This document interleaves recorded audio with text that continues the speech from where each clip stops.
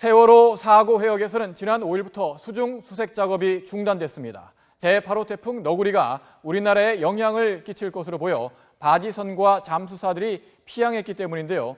진도 팽목항과 실내체육관에서 실종자 가족들을 지원해왔던 천막 등도 임시 철거할 예정입니다. 진도 팽목항에 나가 있는 취재기자 연결합니다. 백종규 기자, 팽목항에 있는 실종자 가족 지원 천막이 임시 철거된다고요?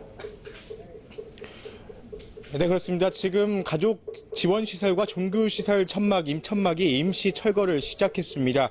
태풍 너구리가 우리나라 서남해안으로 북상하면서 이에 대비하기 위해서있는데요. 이곳 팽목항과 실내체육관에는 약 100여 개의 천막이 있는 것으로 알려졌습니다. 이 천막들은 오늘 오후부터 내일 오후까지 천막을 모두 임시 철거할 예정입니다. 철거한 시설물은 팽목항에서 3km 정도 떨어진 전남대학교 자연학습장으로 옮기기로 했습니다.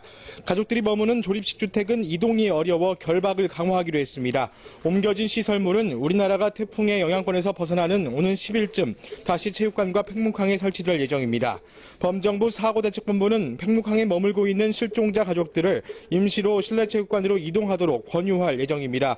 하지만 80일이 넘게 팽목항을 지켰던 가족들은 이곳을 떠나는 것이 쉽지가 않습니다.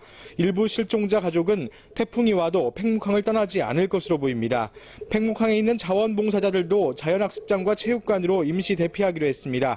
태풍 때문에 수중 수색 작업도 중단됐는데요. 사고대책본부는 어제 태풍에 대비해 언딘과 88 바지선을 전남 영암 대부랑으로 피항시켰습니다.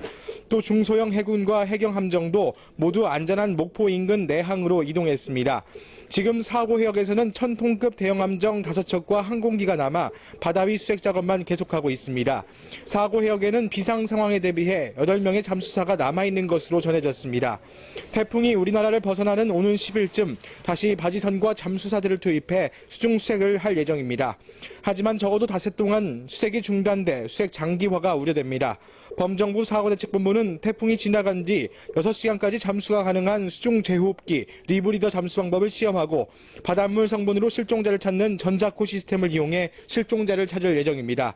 실종자 가족들은 11명의 실종자가 차가운 바닷속에 있는데 장마에 태풍까지 찾아온다는 소식에 억장이 무너집니다. 지금까지 진도 팽목항에서 YTN 백종규입니다.